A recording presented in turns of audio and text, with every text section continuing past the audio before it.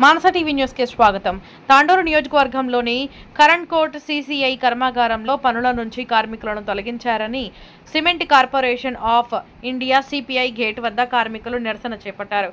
కొత్త కాంట్రాక్టర్ రావడంతో కార్మికులను తొలగించామని, కొత్త వారిని నియమించుకుంటామని మేనేజర్ తెలపడంతో ఎన్నో ఏళ్లుగా తాము పనిచేస్తున్నామని, కొత్త వారిని ఎలా పెట్టుకుంటారని కార్మికులు నిలదీశారు. కార్మికులను విధుల్లోకి తీసుకోవాలని కాంగ్రెస్ నాయకులు రాజ్ కుమార్ తదితరులు డిమాండ్ చేశారు. ఎల్లప్పుడూ కార్మికులకు అండగా ఉంటామని, వెంటనే వారిని విధుల్లోకి తీసుకోవాలని అన్నారు. కాంగ్రెస్ నాయకులు శరణు బసప్ప, రాజ్ కుమార్, శివకుమార్, అనిల్ కుమార్, సుదర్శన్, సునీల్ తదితరులు ఉన్నారు. మానస టీవీ ప్రతినిధి వికారాబాద్ జిల్లా. 6 సంవత్సరాల నుంచి మన సిమెంట్ కార్పొరేషన్ ఆఫ్ ఇండియా సిసిఐలో పనిచేస్తున్నటువంటి సుమారుగా 100-110 మంది కార్మికులను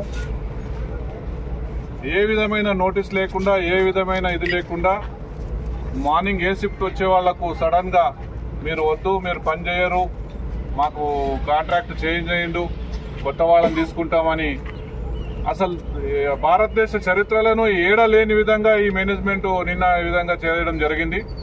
అది తెలిసి మేము దాన్ని తీవ్రంగా ఖండించినాం. అదేవిధంగా మేము ఎప్పటిలాగానే కాంగ్రెస్ పార్టీ తరఫున మీ కార్మిక సంఘాలకు కానీ కార్మికులకు కానీ ఎల్లప్పుడూ తోడే ఉంటాం. అది మీ ప్యాకింగ్ ప్లాంట్ వర్కర్లా లేదా సప్లై వర్కర్లా ఏది చూడకుండా మేము ఎల్లప్పుడూ అన్యాయం జరుగుతుందంటే ఎల్లవేళలు ఉంటాం. అదేవిధంగా నిన్న వచ్చి సామరస్యంగా వాళ్లకు అట్లా కాదు, వాళ్ళు సిమెంట్ ఇండస్ట్రీ అంటేనే డస్ట్లో పనిచేస్తారు, వాళ్ళ హెల్త్లు పాడవుతాయి, వాళ్లకు మనము మీరు ఈ విధంగా వితౌట్ నోటీస్ కాంట్రాక్టర్ చేంజ్ అయ్యిండు, కాంట్రాక్టర్ లాభాలు వచ్చిన సంపాదించుకున్నాడు పోయిండు, కొత్త కాంట్రాక్టర్ వస్తాడు వాడు సంపాదించుకొని పోతాడు, కానీ కార్మికులు పాత వాళ్లే ఉంటారు. వాళ్ళ వాటా కూడా ఇయ్యరు, ఏమి ఇయ్యరు. వీళ్ళు చేసింది ఒక సిమెంట్ కార్పొరేషన్ ఆఫ్ ఇండియాలో వర్కర్ గా చేసిండ్రు. వీళ్ళని మీరు కాదు అని చెప్పి కొత్త కాంట్రాక్టర్ అనేది అన్యాయం అని చెప్తే డిపార్ట్మెంట్ వాళ్ళు కూడా నిజమే, వీళ్ళన్నది కార్మికులు అన్నది నిజమే అని చెప్పేసి మేము మాట్లాడతామని చెప్పేసి ఇక్కడ లా అండ్ ఆర్డర్ ప్రాబ్లం ఏం లేదు, కార్మికులకు అన్యాయం జరుగుతుంది అని చెప్పేసి వాళ్ళు కూడా విని కాంట్రాక్టర్ను పిలిపిస్తాము, మీకు రేపు మార్నింగ్ 11-10 కొంత త్వరలో ఆయనను పిలిపిస్తాం, ఆయన కాంట్రాక్టర్ లేకపోతే వాళ్ళ అబ్బాయి వస్తాడని చెప్పిండ్రు. ఆయన కూడా రాలేదు, వాళ్ళ అబ్బాయి రాలేదు. డిపార్ట్మెంట్ వాళ్ళకు కూడా ఏ విధమైన రెస్పాండ్ కానట్టున్నారు. వాళ్ళ సూపర్వైజర్లు వస్తారని అన్నారు. నా సూపర్వైజర్లు రాలేదు, నా కాంట్రాక్టర్, సూపర్వైజర్ల నుంచే ఈ ప్రాబ్లం వస్తుంది.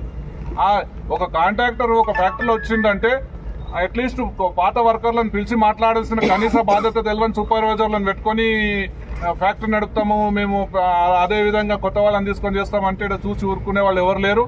ఈ రోజు ప్యాకింగ్ ప్లాంట్ వర్కర్లను అంటుండ్రు, రేపు మిగతా వర్కర్లను కూడా అంటారు. మీరు మీ ప్లాన్ ఎలా మొత్తం మీద పాత వాళ్ళందరిని తీసేసి కొత్త వాళ్ళని తక్కువ జీతాలలో పెట్టించి కోట్లు మిగిలిస్తాం గవర్నమెంట్ కనుక్కుంటున్నారేమో. దీనికి మేము సహించేది లేదు. ఈ రోజు ప్యాకింగ్ ప్లాంట్ వర్కర్లకు అయిన అన్యాయాన్ని మిగతా వర్కర్లకు, సివిల్ వాళ్ళకు జరగకూడదంటే మీ వర్కర్లందరూ మీరు ఏకదాటిపైన ఉండాలని నేను కాంగ్రెస్ పార్టీ తరఫున మనవి చేస్తున్నాను. మీలో ఒక్కడిగా గ్రామస్తులుగా మాకు కనీస బాధ్యత, గ్రామంలో ఉన్న వాళ్ళకి అన్యాయం జరుగుతుందంటే మేము మా వంతు సపోర్ట్ చేయాలి. మేము ఎల్లప్పుడు గతంలో కూడా చేసినాము, ఇప్పుడు ముంగా కూడా చేస్తాం. నేను మేనేజ్మెంట్కి ఒకటే రిక్వెస్ట్ చేయడం, మీరు వాళ్ళని మనుషుల్లాగా ట్రీట్ చేయండి. మీకు లక్షల జీతాలు తీసుకొని ఏసీ గదుల లోపల మీరు కూర్చొని వీళ్ళని దుమ్ములో తినేవానికి, అది కూడా 6 సంవత్సరాలు 7 సంవత్సరాలు కంటిన్యూగా పనిచేసినవానికి మీరు వద్దు అని అనడం అది అన్యాయము, అది మనం సహించదగినది కాదు. దీన్ని మేము తీవ్రంగా ఖండిస్తున్నాం. ఇది యాక్సెప్ట్ చేసేది లేదు.